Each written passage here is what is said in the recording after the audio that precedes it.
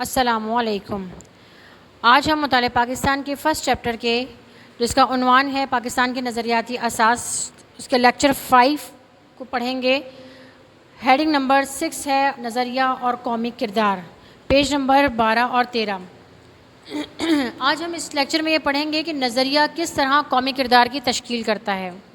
نظریہ صرف اسی صورت میں قومی کردار کی تشکیل کر سکتا ہے کہ جب آپ کو اس نظریے پر پختہ یقین ہو، کیونکہ کسی بھی چیز پر پختہ یقین ہی اس کام کو عملی جامہ بنا سکتے ہیں۔ جیسے کہ نظریہ جو ہے وہ کردار میں قومی جذبہ بیدار کرتا ہے، نظریہ کردار میں اسلامی اقدار بیدار کرتا ہے اور آپ کے اعمال اور افعال کو قومی کردار کے مطابق بناتا ہے۔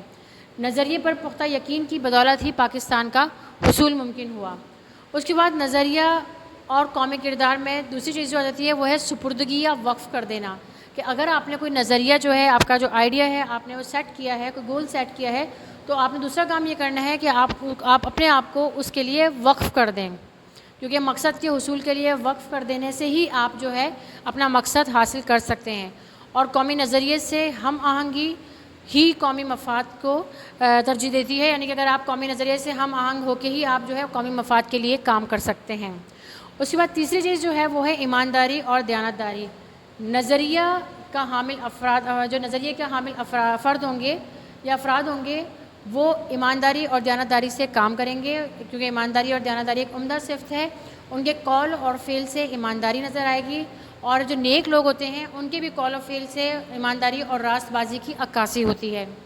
تجارت اور دیگر معاملات میں بھی ایمانداری بہت ضروری ہے، اور قیام پاکستان کی اگر بات کی جائے تو قیام پاکستان کی بنیاد ہی یہ ہے کہ سب نے ایمانداری اور دیانتداری سے کام کیا اور پاکستان کا حصول ممکن ہوا۔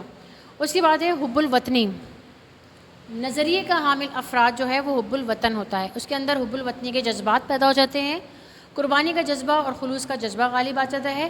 اگر اس کا عظیم مظاہرہ دیکھنا ہو تو آپ 1965 کی جنگ، جس میں سب پاکستانیوں نے حب الوطنی کا عظیم مظاہرہ پیش کیا۔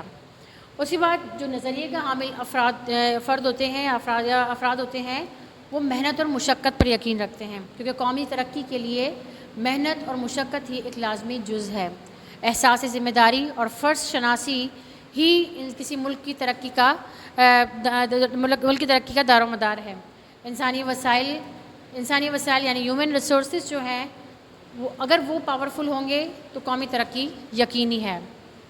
قومی مفاد جو نظریے کا حامل افراد ہوتے ہیں وہ قومی مفاد کو ترجیح دیتے ہیں ذاتی مفاد کے اوپر، یعنی کہ قومی مفاد کو ترجیح دیتے ہیں، قومی مفاد پر کوئی سمجھوتا قبول نہیں کرتے۔